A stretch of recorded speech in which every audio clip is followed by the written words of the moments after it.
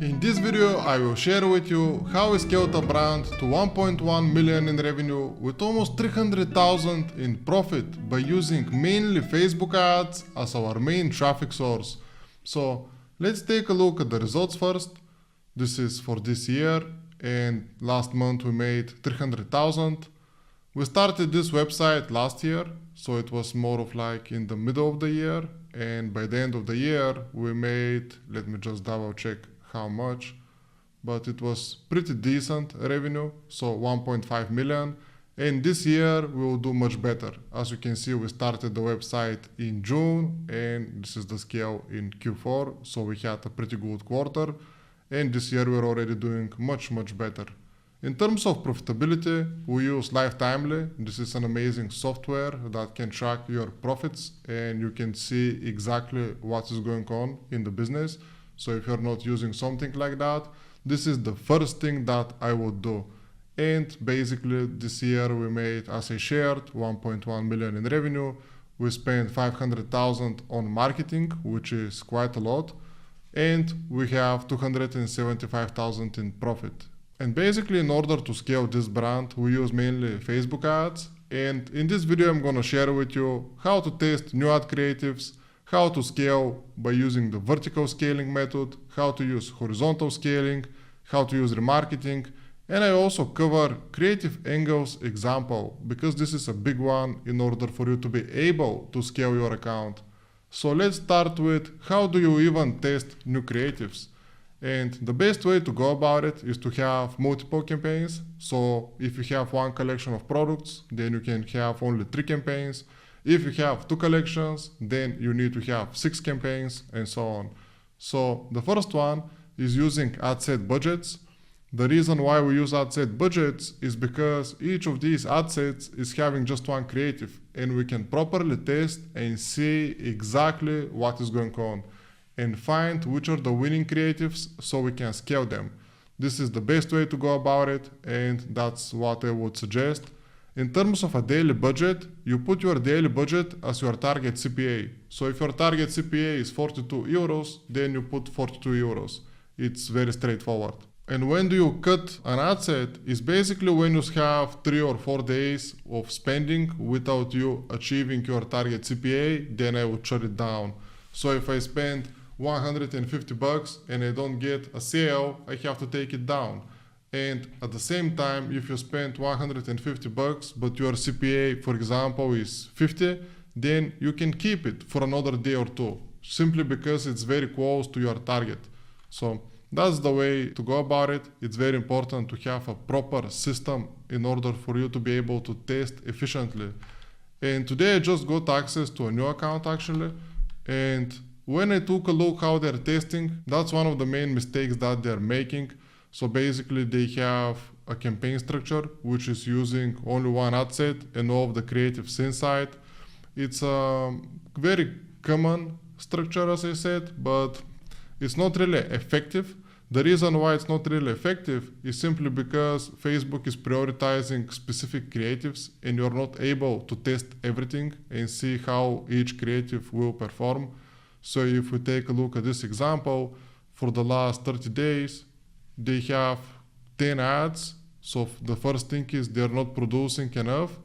The second thing is that the best converting ad is deactivated, which doesn't make any sense. And when you open another campaign, which is again for top of the funnel, in which they're using interest targeting, they're using the same creatives, the same structure. It's very inefficient. So that's how most accounts run right now, but that's not the best way to go about it. Just use one ad set, one creative, use broad, and that way you can test as many creatives as you want. So that's the way to go about it.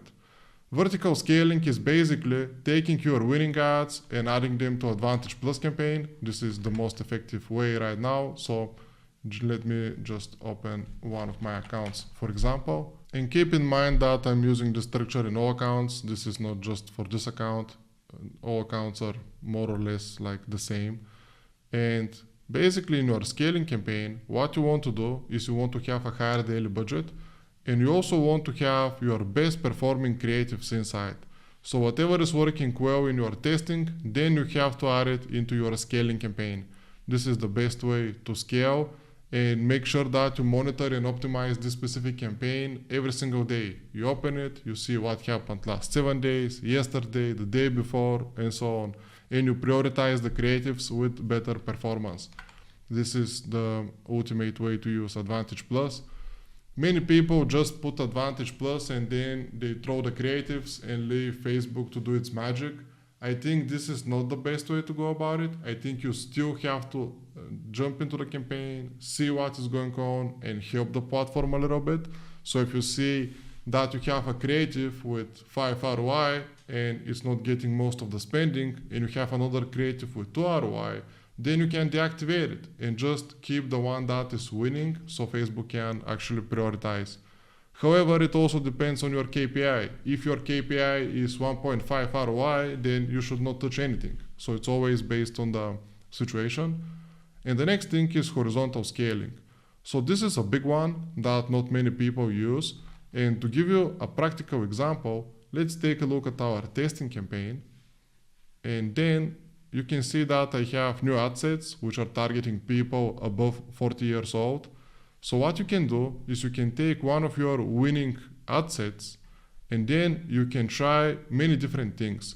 The first thing you can try is to duplicate it without changing the budget. The second thing you can try is look into the breakdown and see exactly which age group is performing the best for this specific ad set. And then you can duplicate it and target only that specific age group.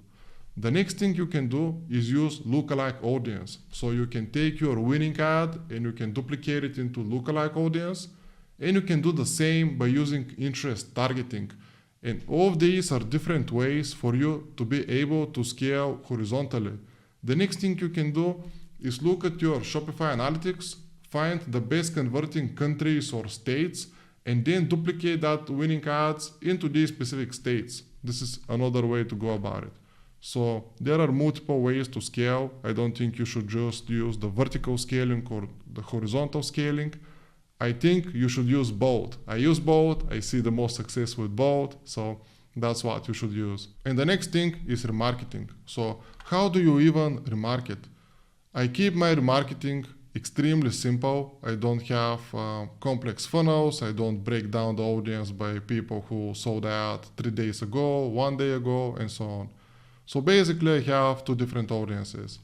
The first one is based on engagement. People that engaged on Facebook, Instagram, they watched a video, and so on. And I do it for the last year, and I exclude people that bought in the last 3 months. And inside, I don't have different ads than what I have in top of the funnel. What I have here are my best performing top of the funnel ads. I see that to work much better than giving discounts. And for the second ad set, I have it based on website activity. So I combine the audience of page views, view content, add to cart, initiate checkout, but I exclude people that recently bought, people that bought in the last 90 days. And inside, I have again all of my winning ads. So what you can see in this specific example, the first one is already deactivated. The reason why is because I have other ads in remarketing which are doing much better. So it makes more sense for me to prioritize spending on them simply because of their ROI. And now let's discuss the creative angle examples. So I found this product recently. I think it's a great product and I actually consider on buying it. But basically you have a filter that you can use in order for you to get better water. So you can drink it, you can use it for your skincare and so on. And there are 2 major angles that you can use if you are selling this item. So the first angle can be about beauty. So you can say something like, hey, you're spending thousands of dollars on cosmetics. Why don't you use better water to clean your face and clean your skin? So this is an angle that this company is using, right? And it's performing well. And they have sold many units. But if you take this item, you can also reposition it. And you can target older demographics, and you can say something like, hey, stop using plastic bottles or stop drinking tap water. It's extremely bad for you. It's much better to have a filter so you can filter your water and get much higher quality. These are completely different angles that you can take on the exact same item. So when you're analyzing your data and when you're analyzing your best performing products, always think, what are the angles that I can use for this specific item? So when I'm testing completely different stuff. For some products, you have only one angle, so you don't have many choices. However, if you have a choice, you should try different angles and different landing pages for your product in order for you to find the best converting one in order to scale your brand.